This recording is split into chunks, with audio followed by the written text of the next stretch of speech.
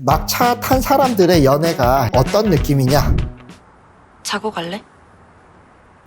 내일 오전에 임플란트 수술 잡혀 있어가지고 오늘은 이제 컨디션 관리해야 돼. 먼저 들어갈게.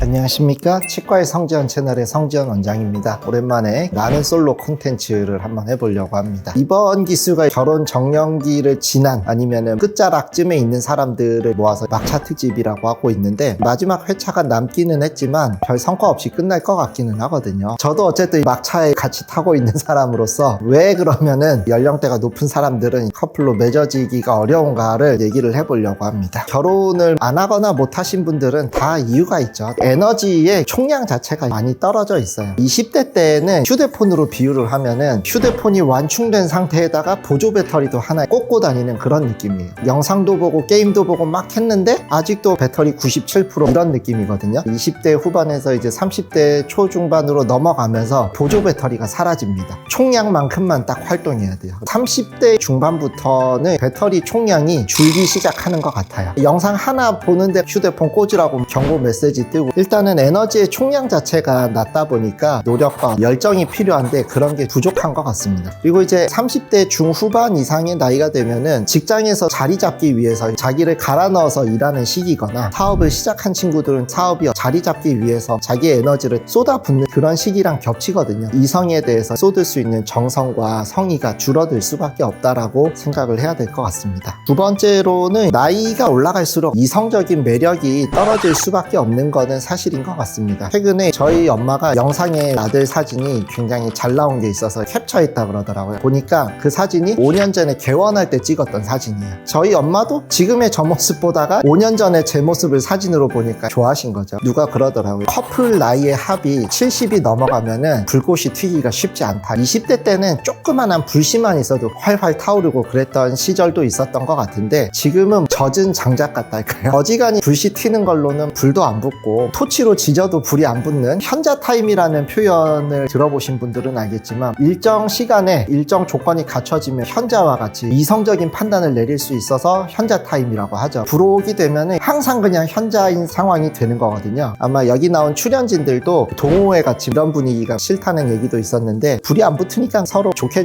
하다 나가려고 하는 게 아니었나. 또 하나는 나이가 올라가면서 이성에 대한 경험이 쌓이면서 설레임 같은 것도 많이 반감될 거라고 생각을 하고요. 이전에 안 좋았던 경험이 있었다라고 하면은 그런 경험을 회피하려고 하는 것 같습니다. 예를 들면 A라는 사람이 나에게 안 좋은 경험을 안겨줬다라고 하면은 비슷한 공통점을 가진 사람들은 일단 거르고 보는 경향들이 있는 것 같거든요. 이거 거르고 저거 거르고 하다 보면은 실제로 남는 사람이 없어져 버리는 경우가 있습니다. 20대 때 가슴이 뛴다, 이거는 설레임이지만 제 나이 때 가슴이 뛰는 것 같다, 부정맥이오나 걱정하게 되는 그런 나이가 아닌가 생각하고 있습니다. 여기까지가 막차의 총론이었고요. 이제부터 각각 출연자들이 왜 이어지기가 쉽지 않다라고 보는지 제가 한번 말씀을 드려볼게요. 영숙님 같은 경우는 직업도 훌륭하고 여러 조건이 좋죠. 근데 여성분이 직업이 훌륭하시면은 남자 쪽에서는 부담스러워하거나 안 좋은 방향으로 흘러가는 경우를 제가 좀 보기는 했거든요. 주변에 여자 동기들은, 아니면 전문 직종에 있으신 분들은 직업을 자기랑 비슷하거나 나은 직종으로 선택을 하는 것 같다라는 느낌을 받더라고요. 두 번째로는 이제 장거리 연애 관련해서인데, 영식 같은 경우는 주로 창원에서 근무를 하고 있다라고 하거든요. 장거리 연애에 대해서 주변에도 대부분은 부정적입니다. 특히 서울에 사시는 분들 같은 경우는 서울에서 모든 걸 할 수 있기 때문에 서울 밖은 잘 안 나가려고 해요. 만약에 지방에 있는 사람이랑 잘 되면 자기가 옮겨야 될 수도 있는데 그거는 포기할 수 없는 거기 때문에 장거리 연애는 피하려고 하시는 것 같아요. 장거리를 이동하는 쪽에서 자기가 희생을 하거나 배려를 했으면 상대방도 그만큼의 배려나 희생이 오기를 기대할 수밖에 없다라고 생각을 하거든요. 근데 그게 안 되면은 관계가 틀어지는 경우가 많아서 장거리는 현실적으로 어렵지 않나. 순자 같은 경우는 술을 좋아하시고 같이 근무하는 팀원들이 남자밖에 없다고 해요. 거기다가 지방 공연 가면은 거기에서 그냥 묵어야 되는 경우도 있다라고 하는데, 이 여자를 이성적으로 좋아하고 있는 상태에서 정신적으로 피폐해질 가능성이 있다. 그래서 순자도 잘 되기가 쉽지 않을 않을 것 같다라는 생각을 했고요. 영자님은 다른 것보다도 다대일 데이트를 나가서 영철님한테 왜 자꾸 분위기를 위아더 월드로 만드냐 하면서 굉장히 매섭게 쏘아붙이더라고요. 근데 영철이 무례한 행동을 하거나 그런 거는 아니잖아요. 영자가 생각한 분위기가 있고 영철이 생각한 분위기가 있고 각자 생각대로 하는 건데 이제 자기의 그게 맞지 않는다라고 그렇게까지 쏘아붙이고 사실 나이도 많고 다 챙겨주는 거였는데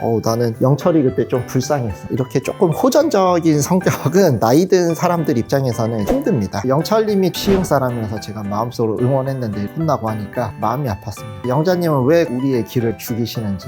옥수님은 본인 스스로가 마음에 드는 남자가 없었다라고 느꼈습니다. 거기에다가 조금 잘못 엮여가지고 고초를 겪고 계시죠. 힘내셨으면 좋겠고요. 현숙님은 자기의 외적인 스타일이 확고하신 것 같아요. 처음에 본인한테 관심이 있다는 남성이 여러 명 있었는데 내 스타일인 사람 한 명만 보겠다라고 다 잘라냈죠. 그분이랑 잘 되면 되는데 영호라는 출연자랑 얘기할 때 보니까 급발진하는 성격이 있기는 하더라고요. 남자 입장에서는 조심스러워지지 않을까. 남자 출연자들은 저랑 같은 입장이기 때문에 더 이제 얘기할 수 있을 것 같은데 일단은 영수님 같은 경우는 의욕 자체가 별로 없어 보였어요. 이 에너지 총량 자체가 별로 없어가지고 시키면 하고 안 시키면 안 하고 본인이 마음에 들어했던 출연자 한 분이 선 그어버리니까 그때부터는 속된 말로 즐겜한다 그러죠. 어차피 진 게임 잘 마무리해야지 이런 마음으로 참여하고 계신 게 아닌가 싶고요. 그리고 이제 영호인데 가정 환경이 좋은 사람을 만나고 싶다라는 명확한 기준을 가지고 있었는데 잘 되던 현숙이 그 부분에서 걸림이 있는 것 같아요. 이런 경우는 자기가 생각하는 기준의 사람을 만나는 게 맞다라고 생각을 하거든요. 왜 그러냐면은 만나다가도 조금 걸릴 때마다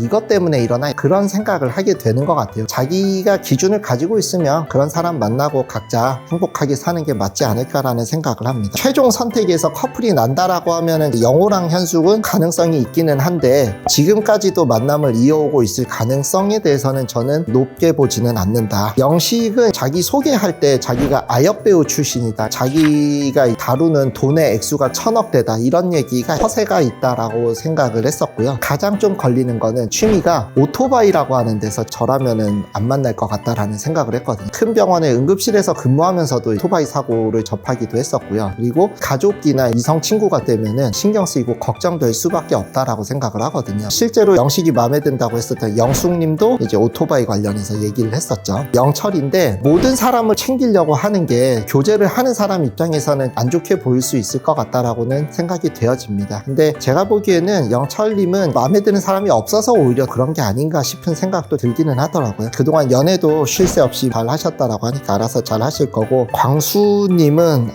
이미 말을 많이 해가지고 우는 것도 좀 그렇고 말을 너무 필터링 없이 하시는 게 가장 큰 문제가 아닌가 싶습니다. 그리고 이제 상철님인데 정숙님이랑 엮여가지고 거의 출연분이 없었죠. 사람이 되게 좋아 보이세요. 평판도 좋으신 것 같더라고요. 근데 사람을 보는 눈이 없으신 게 아닌가. 그래도 방송에서 경험을 쌓는 게 낫지 나중에 밖에서 이런 일을 겪었어 봐요. 훨씬 더 힘든 상황이 될 수도 있다라고 생각을 하거든요. 결론은 제가 봤을 때는 최종 커플은 하나 될까 말까고요. 지금까지도 만남을 이어오고 있는 커플은 없지 않을까라고 예상을 하고 있습니다. 부록 또는 이제 부록에 가까워지는 사람들은 연애를 어떻게 하면은 할 수 있느냐 생각을 해보면은요, 조금은 설렘에 대한 기대치를 낮춰야 되지 않을까. 이전에 경험해봤던 상황들의 반복이기도 하고 내 스스로가 열정이 없는 상태에서 예전만큼 설렘이 오기를 기대하는 거는 무리가 아닐까라고 생각을 합니다. 설렘을 포기하고서 이제 연애를 하면 되는데 사실 그게 또 쉽지가 않죠. 치킨을 하나 시켜 먹고 싶어요. 근데 그걸 먹으면 살찐다는 걸 알기 때문에 타협을 해서 샐러드를 먹으면 살이 안 찔 텐데 라고 생각을 할 수 있잖아요. 근데 샐러드를 먹을까 하면 먹고 싶지 않아요. 그냥 자고 말지 하고 말거든요. 설렘이 줄어든 연애를 할까 하면 이렇게 연애하는 게 나한테 의미가 있나라고 생각해가지고 결국 연애를 안 해버리는 그런 상황들이 생기거든요. 두 번째는 상대방의 이런 상황을 이해를 해줘야 되지 않을까 싶어요. 내가 예전에 만났던 사람만큼 성의와 열정을 보이지 않나라고 서운해하기보다는 성의나 열정을 보이지 않는 게 아니라 못하는 거거든요. 나이 들면 그렇구나라고 이해를 해주시는 관대한 마음이 필요하지 않을까. 오늘은 나는 솔로 저와 같은 입장에 있는 막차 특집을 보면서 제가 생각한 내용들을 한번 얘기해봤습니다. 오늘의 결론은 차는 계속 옵니다. 심야 버스도 오고 조금 기다리면 새벽 첫 차도 다니거든요. 근데 문제는 내가 그 차에 올라탈 기운이 없는 거지 차가 없어서 못 올라타는 건 아니다. 오늘 영상 재밌게 봐주셨으면 좋겠고 시청해주셔서 감사합니다.